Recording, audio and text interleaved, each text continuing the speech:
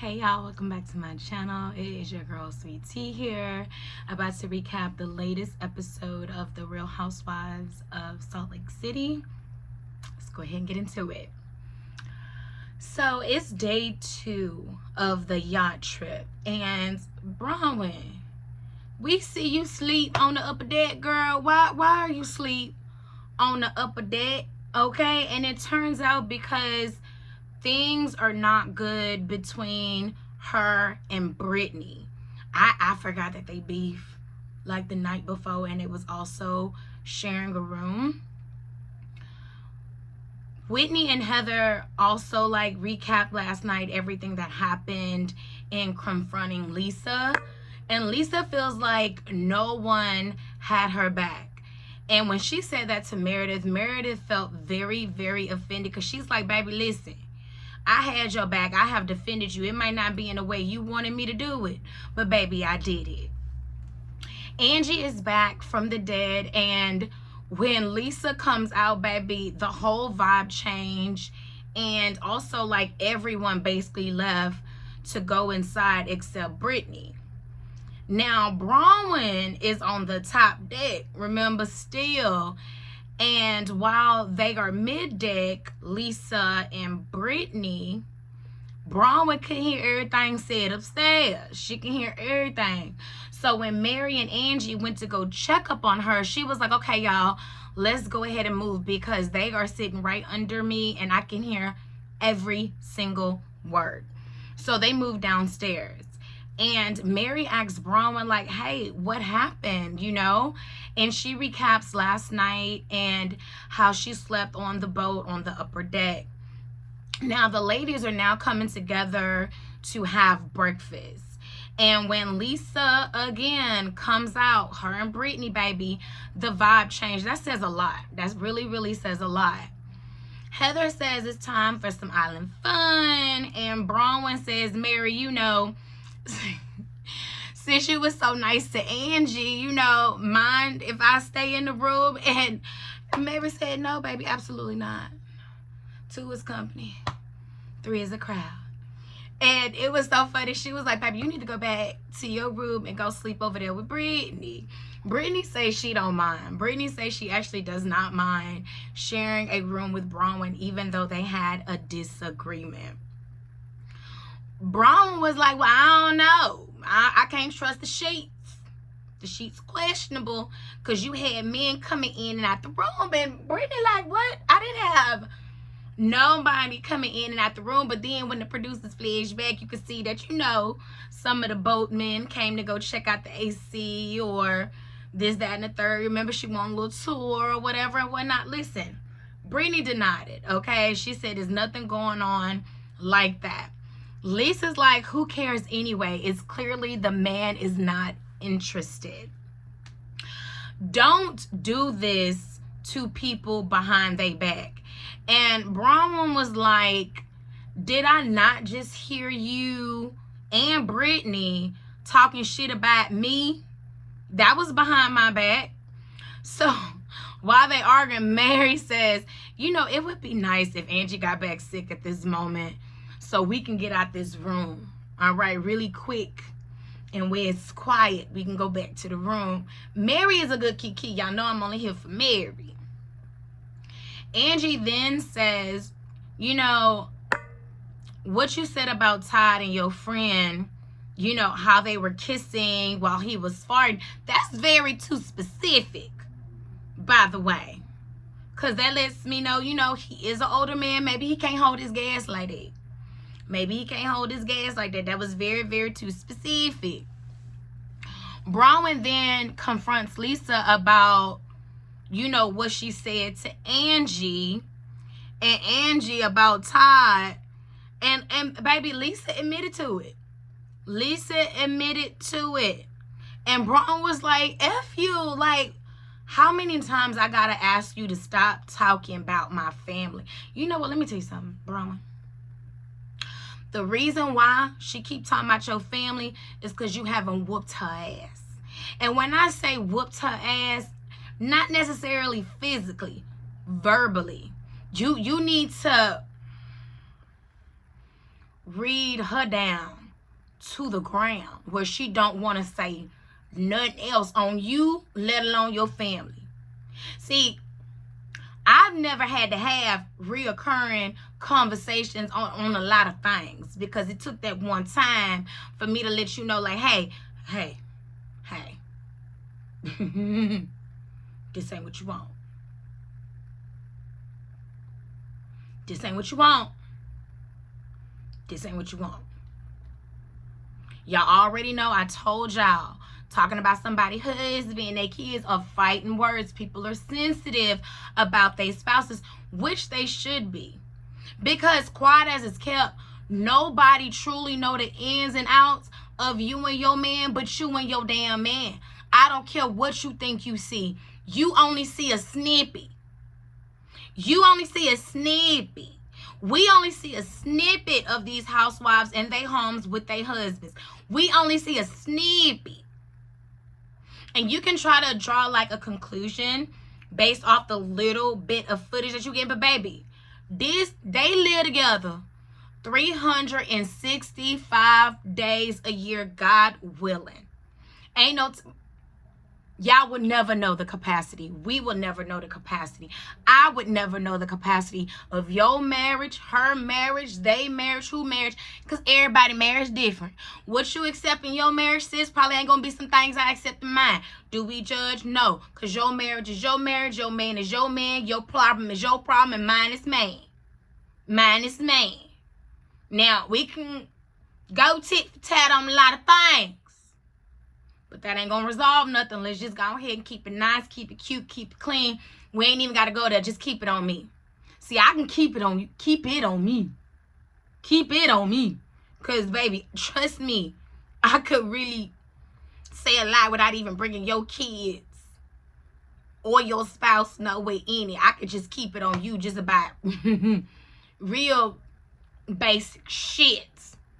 But, you know, again, Browen, Lisa keep coming for you because you haven't hit her ass in her mouth. Bop her in the mouth and go to hell with it and watch her back up off you. And that applies to anybody.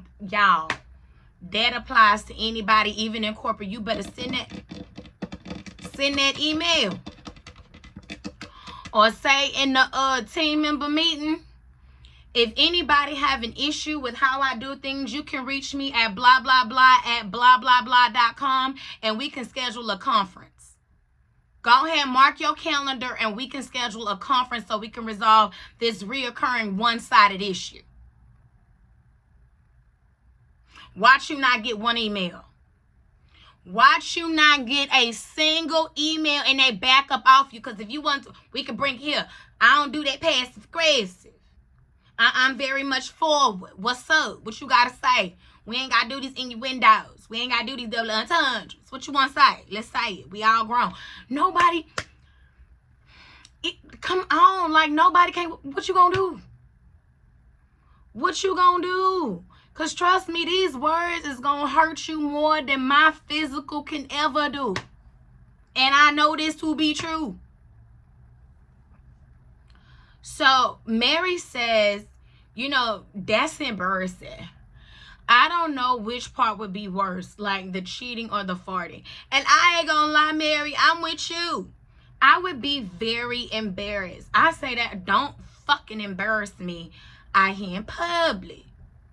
Don't embarrass me out here in these streets, okay? I don't want to hear, especially hearing it from people I don't like and I know that don't like me. Like, I don't know if I would be more embarrassed about the cheating or farting. And honestly, I want to say the farting, because why was you farting? What type of gastric issues do you have? Did you just eat cheese? And you couldn't excuse yourself? That means she must have smelled the fart. Or did she hear it? Because now I got some questions. Did she stay there throughout the entirety even though he was farting? Like, the way my daddy said, with farts like that, shit is soon to follow.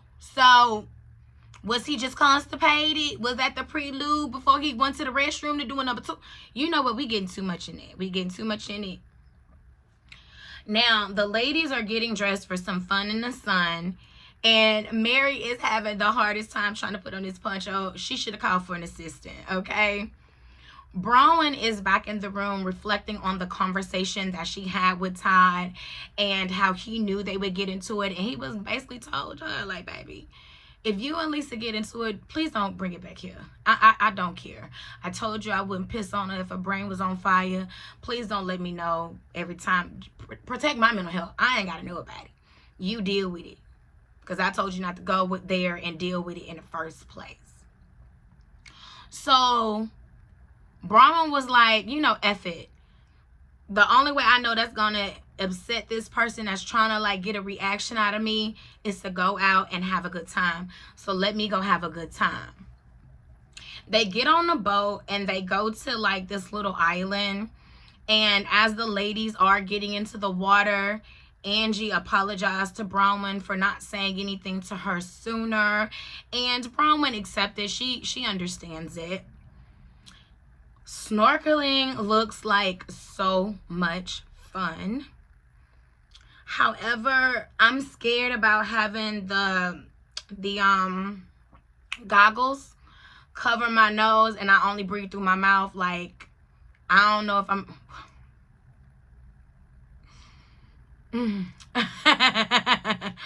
Anyways, I want to do that, but I'm gonna have to work on my breathing in that capacity because I breathe out my nose, you know, when I'm not out my... Anyways, Lisa and Mary still on a beach, and Lisa talks to Mary about the conversation her and Meredith had and how she doesn't feel Meredith has her back. Now, Mary in her confessional feels like, I agree with Lisa. Meredith doesn't have her back. And you know, y'all, I don't know. Like, I see what Lisa and Mary saying, but I also see what Meredith saying, because support doesn't look the same from everybody. You know what I mean? So it's like, yeah, I would want you to do more. I would want you to say more. I would want you to do this, that, and the third. However, if you don't have the capacity to do that, and that's probably not the way you defend, like, for example, like, I know when my sister has an issue, she's not looking for me to be the voice of reason. She's looking for me to be on the same rah-rah shit that she on. But I had to tell her, baby, just because I don't be on that rah-rah, that don't mean I ain't got your back. I just have a different way of thinking than you do, boo. That's it. I got your back. I just ain't got your back the way you want me to have your back. I'm not gonna do that. That's not where I am no more. Like, I get it, because, you know, that used to be me once upon a time. You know that. I'm pretty sure that used to be all of us once upon a time. But, baby, that ain't me no more. So now I'm gonna assess things very differently. And I'm not gonna want to pop off first. I'm gonna want to have a conversation first. And I have the mental capacity to have several conversations before I even need to get to a pop-off situation. Meaning, I will approach the situation many times, even if you're dismissive, even if you're disrespectful, just because I'm trying to get to the solution. Because whatever you carrying, baby, it's clearly too heavy. Let's just go ahead and release it, and let's just get to the meat and potatoes. See, a lot of people don't know how to get into the meat and potatoes. I like to get to the meat and potatoes. Y'all trying to keep it surface. Nah, let's dig into this thing. You got so much to say, not to me, but to everybody else. Baby, let's just go ahead and get into the meat and potatoes. Let's get into the meat and potatoes. So, again, I love how the boat staff is still professional throughout this whole trip. I mean, still serving, massaging, setting this up. I mean, it's awesome. Meredith says she is done with the narrative that she doesn't support her friends. And then, I mean, I don't even understand why Mary and Meredith gets into it. Mary says, baby, you are not a good friend, and I think you're very boring. But that's what I'm saying. You see how you can really hit somebody where it hurt just by saying basic shit? You are not a good friend, and I think you're very boring. Did Meredith get up and go in that water? She was like, baby, I can't take this. I can't take Mary. She said, go jump in the ocean and go find a good story you could tell, because right now you're a snooze. What, Mary? My mouth was open. But Meredith gets up and moves. Mary said that to Meredith, and baby, Meredith got up.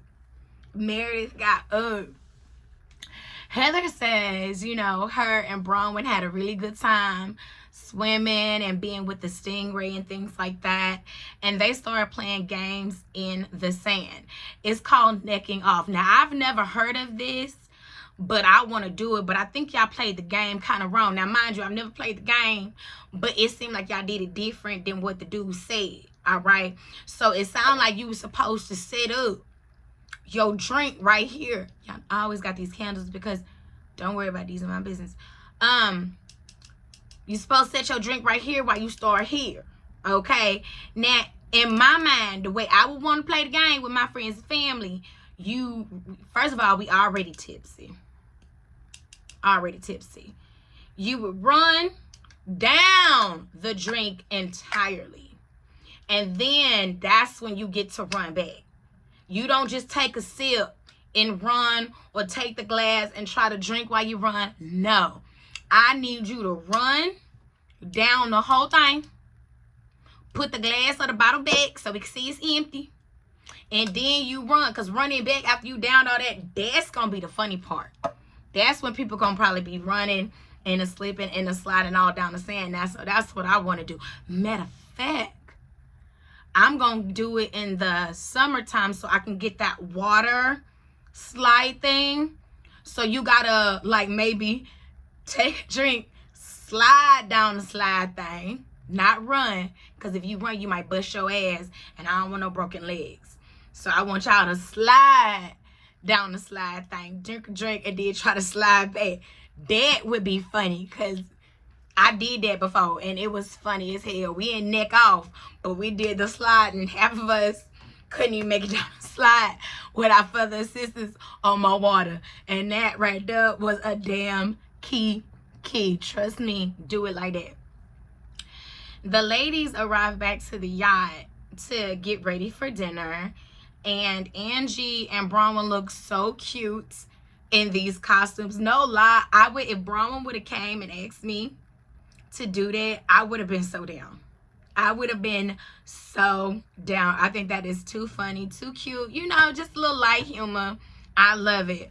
But baby, Angie is going through with this trip. Baby, first you got the upchucks. Now you're bleeding. Angie slammed her hand in the door, y'all. And she is bleeding. She is bleeding all over the boat. The rest of the ladies are getting ready for this zombie dinner, and even the staff dressed the part. I really, really love it. I like the staff. I really like the staff. Are they always like this?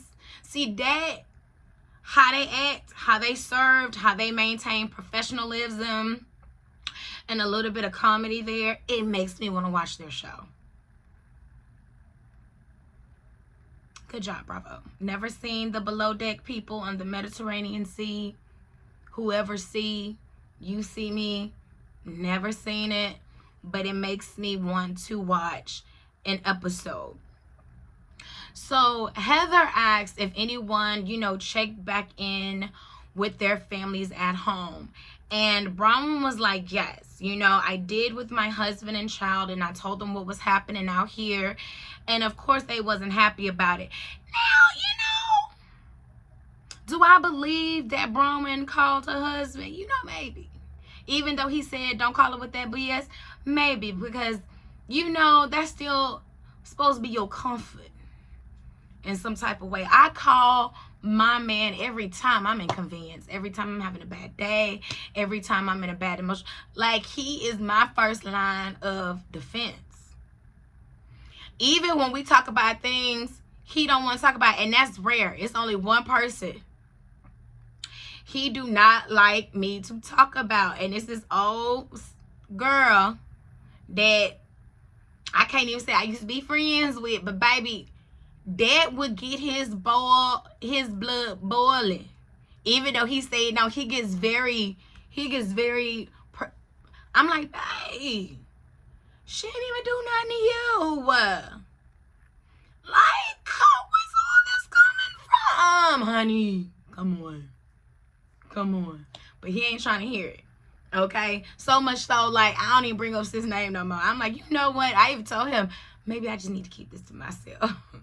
And I'll let you know after the fact, even if I do, because, baby, okay? And this is me protecting your mental health. You know, you say she ain't caused a problem. She is clearly trying to cause a problem. Why are you making her an issue?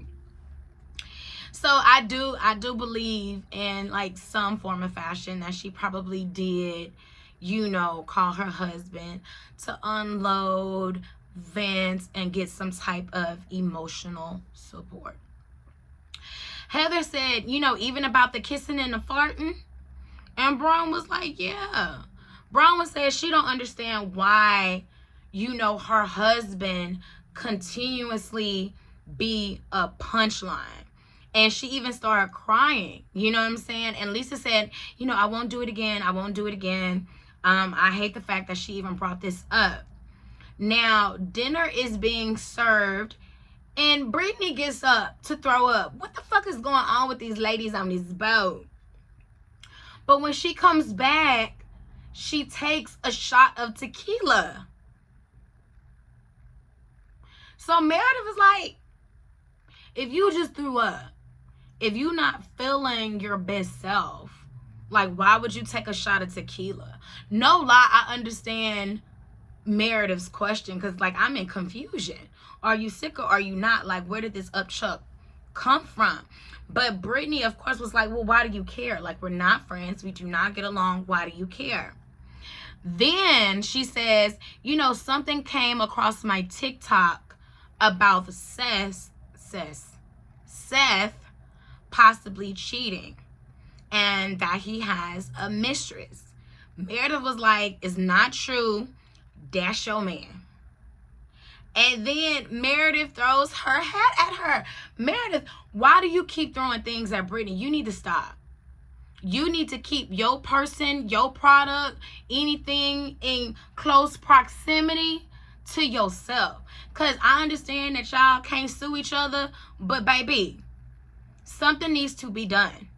Because you continuously show acts of aggression towards her, and Brittany just be minding her cute little ditzy business over there at the other end of the table. She pays you, literally does, and you cannot stand it. You can't stand it. Honestly, Meredith, you seem like a miserable old bitch. And I can easily, like, point out miserable old bitches. Why are you a miserable old bitch, Meredith? Why? You couldn't pay me to give two fucks about somebody I'm not friends with. I'm not going on their page. I'm not trying to see what they up to. I'm not, what is it called? Sharking? I'm not doing none of that. Because you're really not a foe. You really a fan. If you checking up on me like that, and you worried about what I'm doing to my body like that, and who I'm doing it with, even though you say we not friends, and you don't fuck with me, baby, clearly I'm influencing you some type of way that you got to keep seeing what I'm doing over here. I ain't thinking about you, but you over here. You over here, baby. You not a foe. You a fan. It's go ahead and admit it. Meredith, you do not dislike Brittany. You actually probably fucking love her. Just saying, that's my 2 cents. I cannot wait to see, like, how this boat trip is gonna wrap. I believe the episode comes out tonight. So I will definitely be watching. And hopefully y'all be watching too, because I want to see the end of this. And if you haven't already, please like, comment, and subscribe. Bye.